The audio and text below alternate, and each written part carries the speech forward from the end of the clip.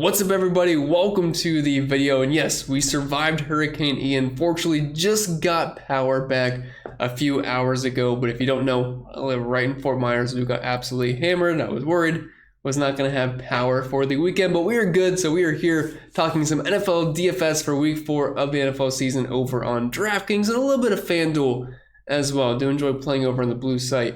But we are going over some of my favorite plays each position, running the optimizer at the end here, see who's popping the most as of right now on Friday late at night or Saturday morning. I guess it's 12 a.m. And then we'll build a GBP lineup as we progress through it. Wouldn't 100% recommend playing it, but we're going to see what fits and something that I think would make sense for maybe playing a 3-max type contest. But everyone's been asking me to do it, so I figured why not. And if this is your first time visiting the channel, hello, my name is Pennell. I break down NASCAR and NFL DFS each and every single week on this channel.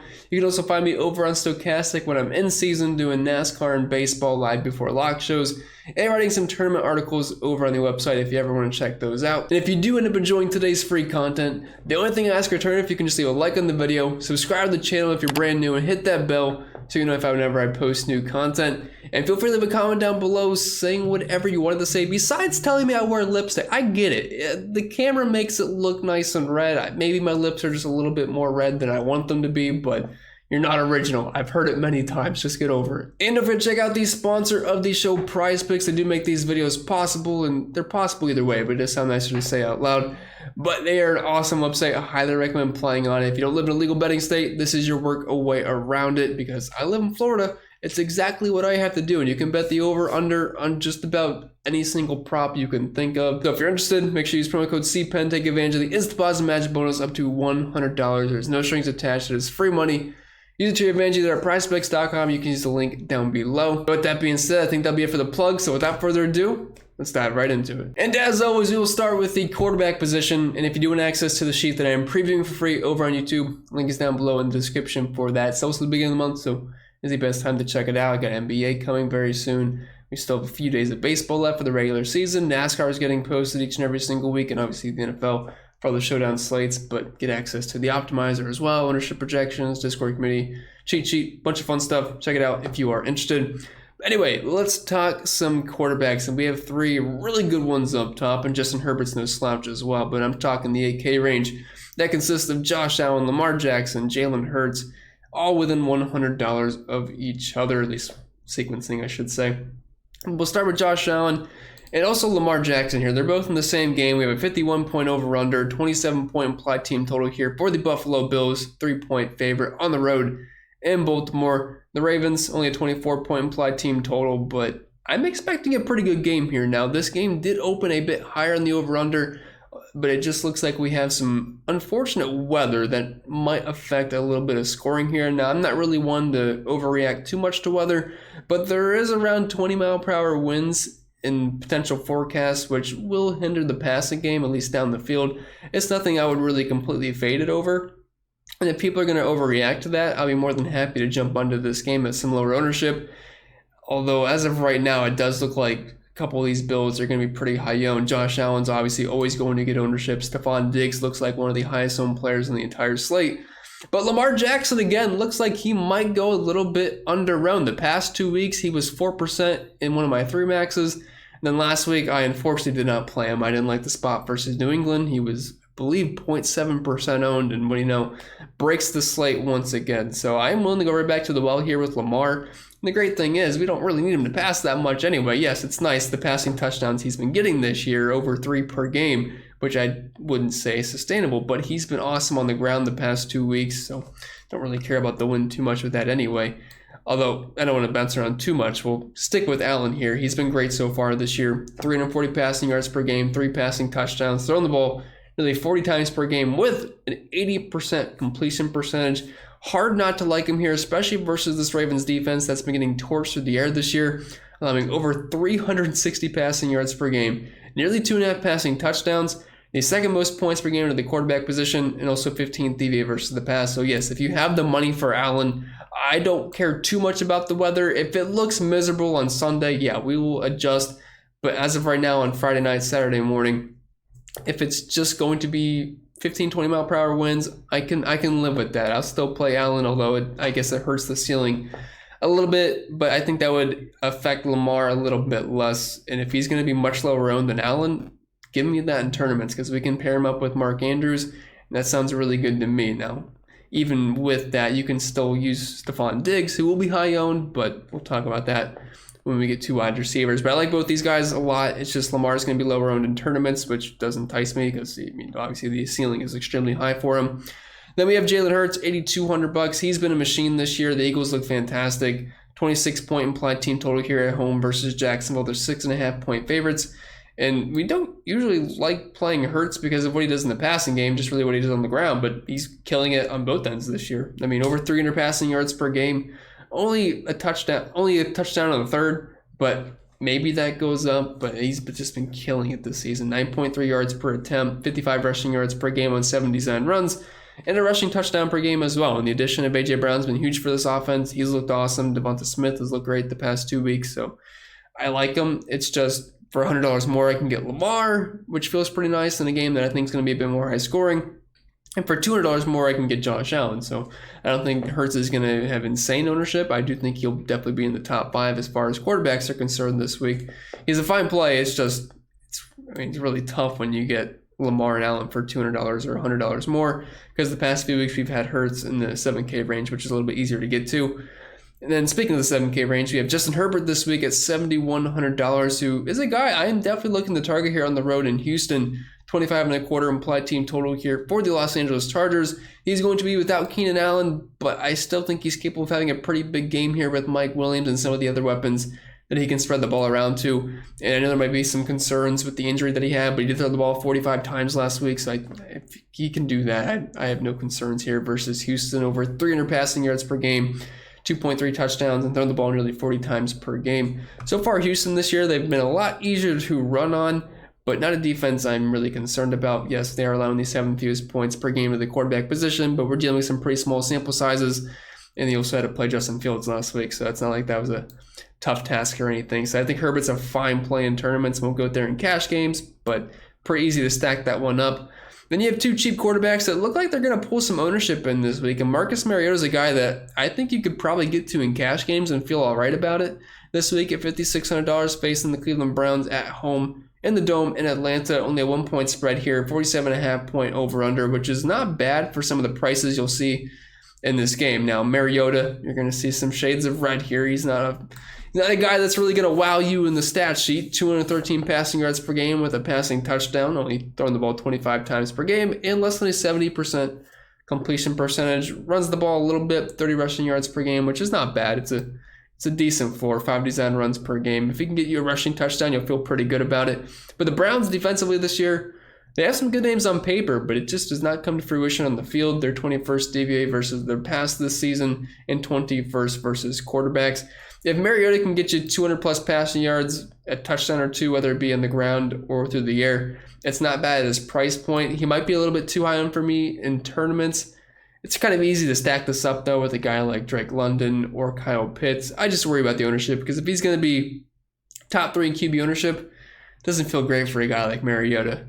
I'm sure you guys can probably agree with that. Geno Smith, $5,400, another guy that looks like he's going to pick up some ownership. Doesn't seem like it's going to be quite as high as Marcus Mariota. And don't get me wrong, Mariota projects well for me. It's mainly just an ownership thing for me, and also a talent. Because, I mean, yes, it's fine if these guys get you 15 points, but if you have a guy like Lamar or Hurts getting you 30, 40 plus, yeah, I'd rather get to the extra. I'd rather spend the extra money to make that work.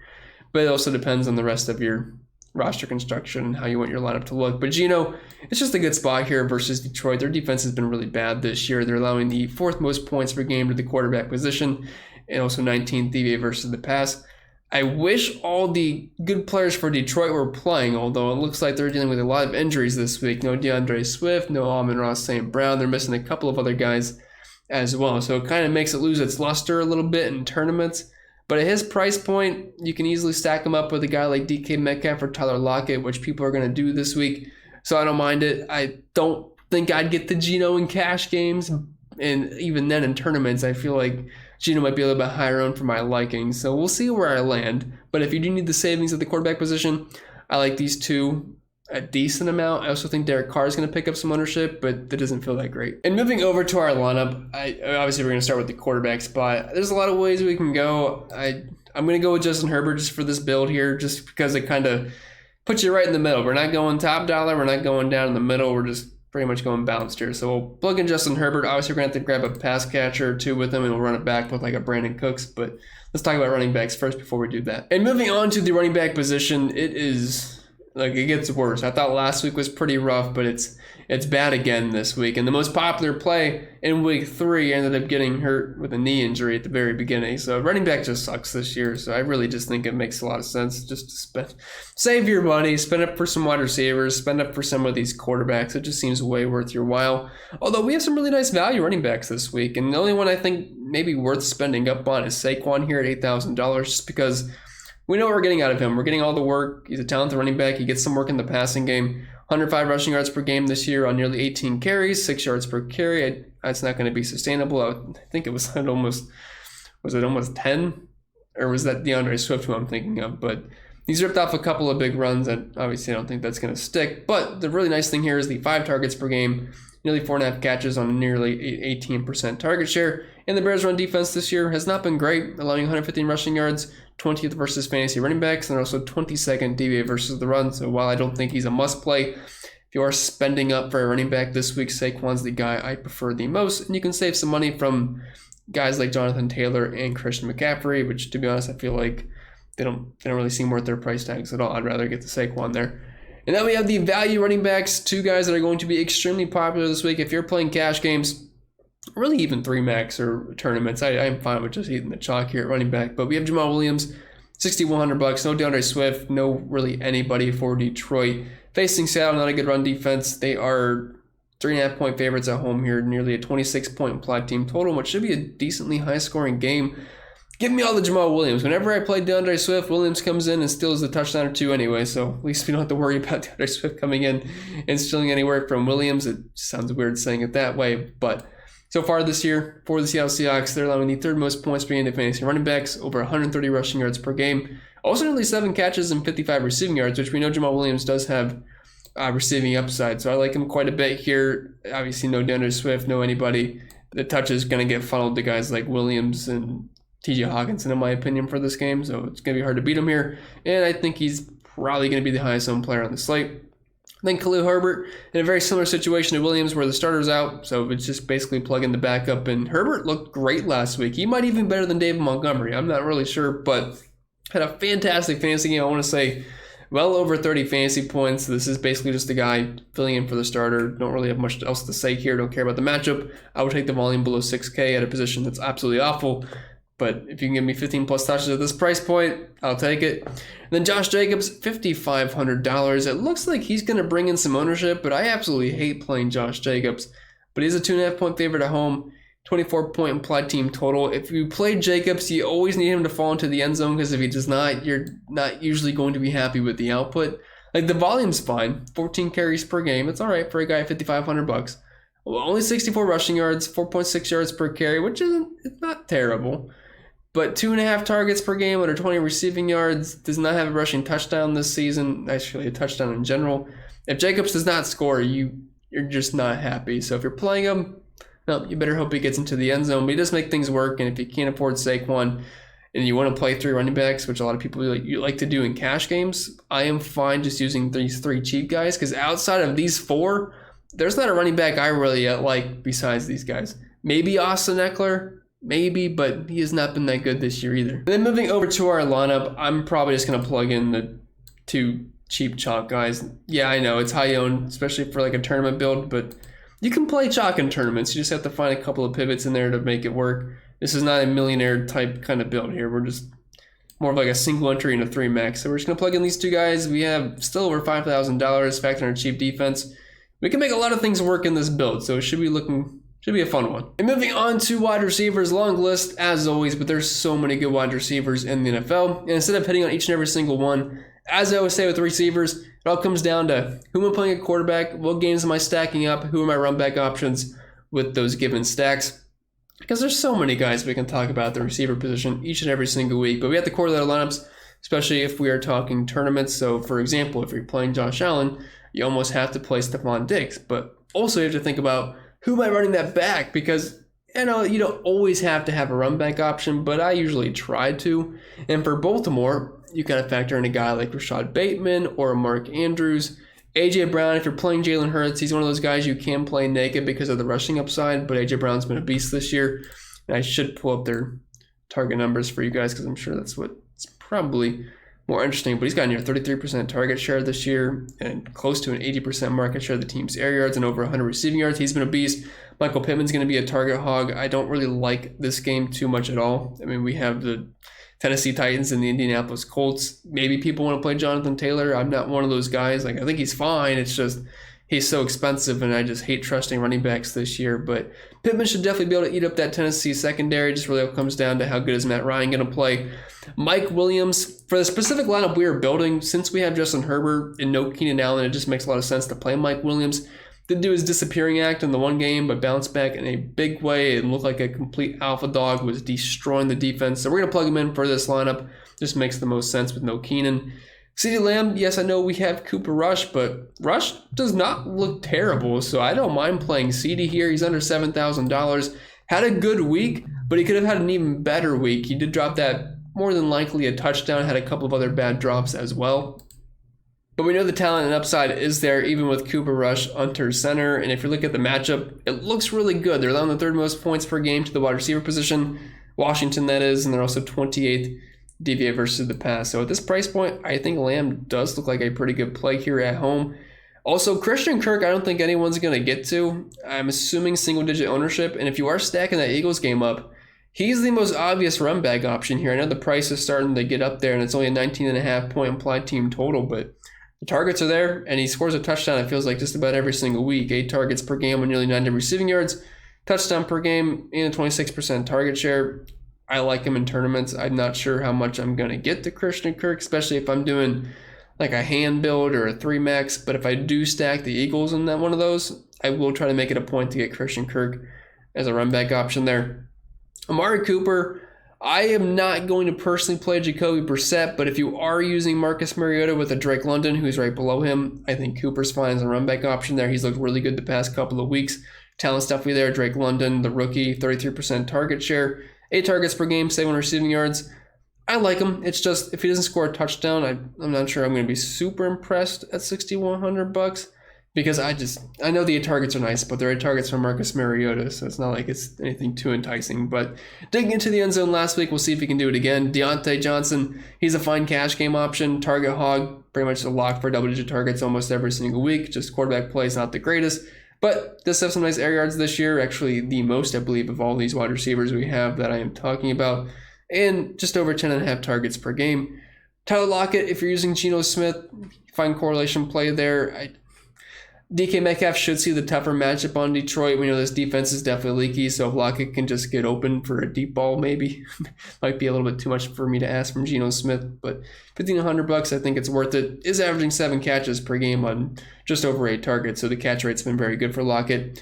Cooks, I think for this specific lineup, he's going to make sense as a run back option. I know the quarterback play is not great, but he is seeing 9 targets per game on a 28% target share, so at least the targets are there. And if they are trailing, like I assume they're going to be, versus the Los Angeles Chargers, should be a decent game script as it usually is for the Texans receivers. Palmer, just because Keenan's out, going to have a role where he's going to play nearly all the snaps. Romeo Doubs, nice game last week. We're going to see an increased usage from him, I think, as the season progresses. I think he's probably the best wide receiver on that team. Yes, Allen Lazard's there, but I think he's definitely got a place in this offense. So I'm pretty interested at $4,500. I currently have him projected, I believe, for just over 14 points. And at that price point, yeah, he's going to project quite well and pop into a lot of optimals for me. Matt Collins with no Hunter Renfrow. We saw him have a huge game last week, not expecting him to replicate nearly 30 fantasy points again. But at $4,200, if he can get you 6+ targets, that seems worth it to me as a cheapish pump play. Then Richie James Jr., $4,000 finally. No Kadarius Toney, no Sterling Shepard. He tore his ACL. Kenny Galladay's complete dust.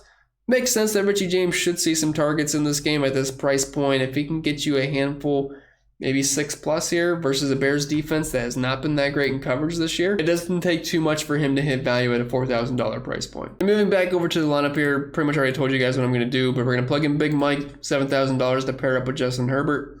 And then we're going to run that back with Brandon Cooks. I believe he is $5,800, and that's really not an expensive stack. $4,500 left per player. We'll leave wide receiver 3 for the end. We got to talk about tight end, and then cheap defense probably knocks that above $5,000-ish. So, yeah, it shouldn't be too hard to find enough value to make a pretty good line. Might even be able to fit in another, I don't want to call a stud, but definitely above average player. Then moving on to tight ends, pretty depressing position this week. But up top, Mark Andrews, $7,100, no Travis Kelce on this slate. Even if Kelce was on the slate, you can make an argument that Andrews is the tight end 1 this year, but should be a decently high-scoring game. Lamar Jackson's looked his way quite often this year, 36% target share, 40% market share of the team's air yards, nearly 11 targets per game. He's a beast, can't really guard him, and I don't really care about the matchup versus Buffalo. He should be able to get his no matter the weather. Kyle Pitts, $5,000. I just like stacking this game up, and I'm not the biggest Kyle Pitts guy. I think a lot of people just really like him too much. But is seeing 6 targets per game, only catching 50% of his balls, though, 35% market share of the team's air yards. Pretty good 8 out for a tight end. We know he's got pretty much wide receiver upside. The guy's an absolute talent. It's just the offense he's on is not obviously the greatest. But if you're stacking this game up, you're using Marcus Mariota. He's one of the top pairing options. T.J. Hawkinson at $4,100. The targets have been there this year. Just hasn't really had a ton of production, but he might not really gonna have much of a choice this week because, like I said, no DeAndre Swift, no Amon-Ra St. Brown. The other wide receivers are banged up as well. So I think targets just have to get funneled his way. And we know he's good. I mean, he's not a bad tight end. He's $4,100. He's a good pass catcher. He just does not completely suck, and he can get you 3-4 catches with a decent amount of yards, chance of a touchdown. $4,100. I like that. He's going to be your cash tight end this week if you can't quite afford Mark Andrews. Then David Njoku, $3,700, had an amazing game on Thursday night. Caught 9 of 10 targets, got into the end zone. Good matchup here versus Atlanta. We know Jacoby Brissett likes to funnel targets to the tight end position, so both him and Harrison Bryant are viable, but Njoku is the more talented tight end, former first-round draft pick, and it seems like he has a good connection with Brissett. So at $3,700, he's kind of your pivot off of Hawkinson to get away from the chalk. And moving back over to our lineup, I honestly don't know what I want to do at the tight end position. If we can play around with it to see what fits better, but I'm just going to try to plug in Mark Andrews because we haven't really spent that much money yet. No one above $7,100, so we should have the money for it. And it's just such a drop-off after Andrews, especially with no Kelce on the slate. Puts under $4,000 per player, but factor in the cheap defense, and there's plenty of cheap wide receivers. I don't think that looks too bad. Moving over to the defenses, as I always say, the first thing I do, I just scroll all the way down, and we look from bottom to top because you do not need to waste your money on expensive defense because you just cannot project these guys. So I'd probably not play in the Jags, Texans, or Seahawks. The Titans are the first ones that look kind of interesting versus Matt Ryan. I wish they were playing at home. Portion on the road here, but only a 43-point over-under and only 3.5-point dogs. I usually like to try to find the ones that are favorites, but I don't think that's bad. The Lions are 3.5-point favorites at home at $2,800. Not a huge fan of that, but I'm also not terrified of Geno Smith. The Raiders, they're facing Denver, which, like, Denver's been pretty bad. Russ doesn't look that great, and the coach, I think, is kind of an idiot. So there's not really a standout cheap defense this week, it seems like. So I could see ownership being pretty spread out. The Bears at $2,700 versus the Giants isn't bad, but people are going to play James and Saquon, so they're probably not going to want to get to the Bears defense too much. The Jets defense is kind of interesting. I know it's not really a defense you tend to use too much, and they're also on the road, but low total, low implied team total, and only 3.5-point dogs. So it's really just play whatever defense fits, in my opinion. Like, yeah, it'd be nice to play these guys, but I never spend top dollar on a defense. So moving back over to the lineup here, just under 4K left. So we are going to plug in a cheap defense. Let's try to we'll go with the Titans just because of the cheapest ones. I think that look viable. It's $2,500. We now have $4,400 left. I think Romeo Doubs makes sense here. He's pretty cheap. I believe he's $4,500.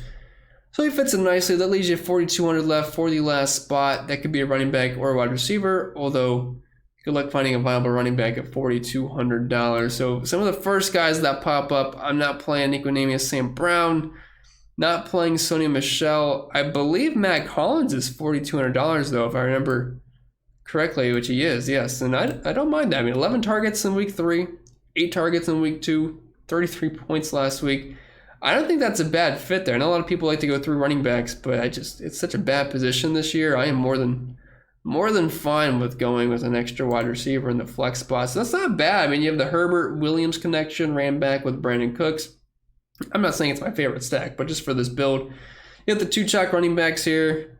I like him a lot at $4,500. You have Mark Andrews at $7,100. Kind of a bit of a spend up there.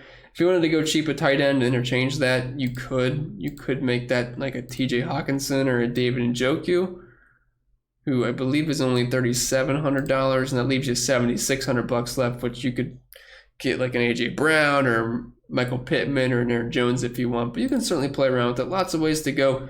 You don't have to follow just one. But let's run the optimizer and see who the projection's like. Moving over to the Opto here, which again, if you do want access to it, link is down below for that. It's got the ownership projections and everything. That does get updated throughout the week and weekend, also available for showdown slates. We're running 150 here, just running it raw, no settings, no groups, nothing like that. But if you are someone that does play 150 lineups or even 20, you got to make sure lineups are correlated in a way where it makes sense for tournaments, if that makes any sense. So you'd want to do something we did similar in the build where we had the quarterback paired with a pass catching option, and I usually like to try to find a run back guy as well. It looks like we got the 152 crunch, and let's see here. So not surprised here. Lots of Jamal Williams and 100% of lineups here at 150. Romeo Doubs, Mark Andrews, Richie James, Josh Jake. Yeah, I'm not really too surprised. That's a lot of Marcus Mariota. I'm not sure I can play that.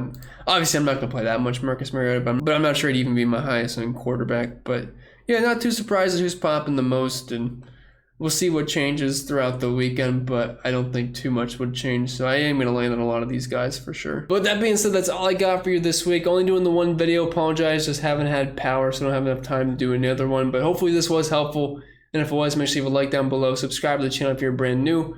Check out the extra content if you want. Link is down below in the description. But I'll see you all for the Monday Night Showdown video, and I wish you all the best of luck.